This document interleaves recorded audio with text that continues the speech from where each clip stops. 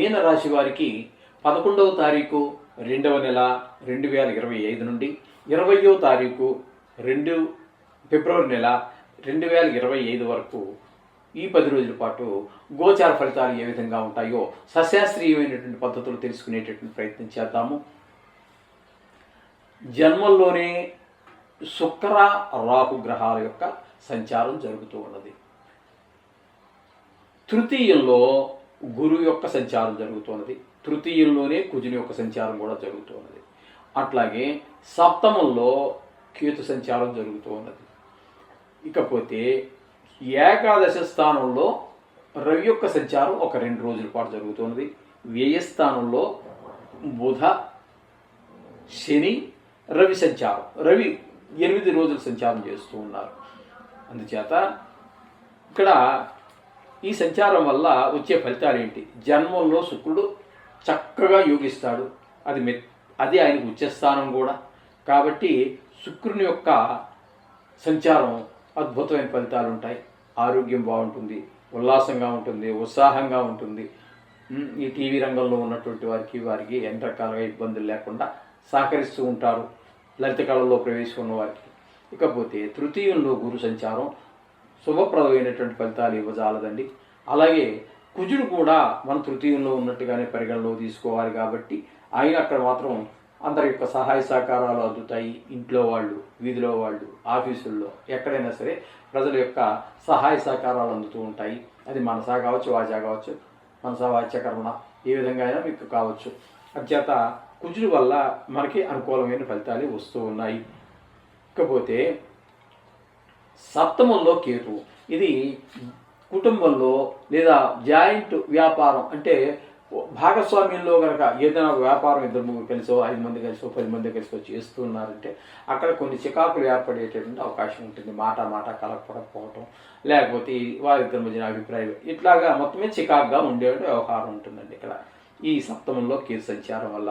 ఇకపోతే రవి యొక్క సంచారం ఏకాదశ స్థానంలో 2 రోజులు, ఆ 2 రోజులు బాగుంటుంది, ఆరోగ్యం బాగుంటుంది, లాభం బాగుంటుంది.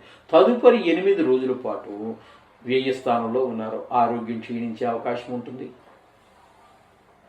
ధన వ్యయం అయ్యే అవకాశం ఉంటుంది, శత్రుభయం ఉంటుంది, ఇలాంటివన్నీ. ఇక శని కూడా అక్కడే ఉన్నారు కాబట్టి ఇది కూడా ఏలినాటి శని, అది కూడా మనకి ఏ విధమైన ఫలితాలను ఇవ్వజాలదు. ధన వ్యయం ఎక్కువగా కనిపిస్తూ ఉంటుంది, ఈ విధంగా ఉంటుంది. ఇకపోతే బుధుని యొక్క సంచారం కూడా ఏ స్థానంలోనే ఉంది. ఏకంగా 3 గ్రహాల యొక్క సంచారం ఏ స్థానంలో ఉంది. ఇవే మాత్రం ఉపయోగం లేనటువంటివి. కాబట్టి మొత్తం మీద ఈ యొక్క మీనరాశి వారికి కనుక మనం తీసుకున్నట్టయితే శుక్రుడు అనుకూలత బాగున్నదండి, కుజుడి యొక్క అనుకూలత బాగున్నది. ఇక ఈ ఏకాదశిలో రవి 2 రోజులు ఉన్నారు, అది మనం పెద్దగా పరిగణలోకి తీసుకుంటాం. మొత్తం మీద చెప్పాలంటే 2 గ్రహాల యొక్క అనుకూలత బాగున్నది. అంచేత ఈ రాశి వారికి ఈ లలిత కళలకు సంబంధించి ఇట్లాంటి వాటిలో ఉన్నటువంటి వారికి ఈ కుజునికి సంబంధించినటువంటి ఈ మన ఇంట్లో వారు, వీధిలో వారు, వీళ్ళందరూ సహాయ సహకారాలు అందటానికి వారిద్దరి యొక్క సహకారం మాత్రమే మనకు అనుకూలంగా ఉన్నది. కాబట్టి ఈ కుజుని యొక్క అనుకూలత ఎప్పుడైతే ఉందో మీరు రియల్ ఎస్టేట్ వ్యాపారులు కూడా ఒక స్టెప్ ముందుకు వేయడానికి అవకాశం ఉంటుంది. కొంచెం వారికి ఆదాయ వనరులు పెరగటానికి వాటికి ఉంటుంది. అంచేత ఈ 2 గ్రహాలు ఉన్నాయి, మిగతా ప్రతికూలంగా ఉన్నాయి. ఏమి కంగారు పడద్దండి. ఇవి మామూలు సర్వసహజం. సృష్టి మొదలైన దగ్గర నుంచి గ్రహాలు కొన్ని అనుకూలతలు ప్రతికూలతలు ఉంటాయి. వీటికి మీరు రోజు నిత్య పూజలో ఆ శ్లోకాలు ఏవో నవగ్రహాలకు సంబంధించి చేసుకోండి. అలాగే మీకు వీటి నుంచి ఈ ఇబ్బందుల నుంచి బయటపడడానికి ఈ మాసంలో 16వ తారీఖున ఏర్పడేటటువంటి సంకటహార చతుర్థి కూడా మీకు ఒక మంచి ఆయుధం. వీటి నుంచి బయటపడడానికి ఒక మంచి ఉపాయం. ఎందుకంటే సంకటం అంటే కష్టాలు, ఆ కష్టాల నుంచి బయటపడాలంటే ఆ విఘ్నేశ్వరుడు, ఆయన పేరే గణపతి కదా, గణనాథుడు కదా. గణం అంటే విఘ్ననాయకుడు, విఘ్నాల నుంచి బయట వేస్తాడు. కాబట్టి ఆ పూజ కూడా మీరు గుళ్ళల్లో చేస్తున్నారు. చాలా గుళ్ళల్లో ఈ మధ్య బాగా ప్రాముఖ్యం వచ్చింది.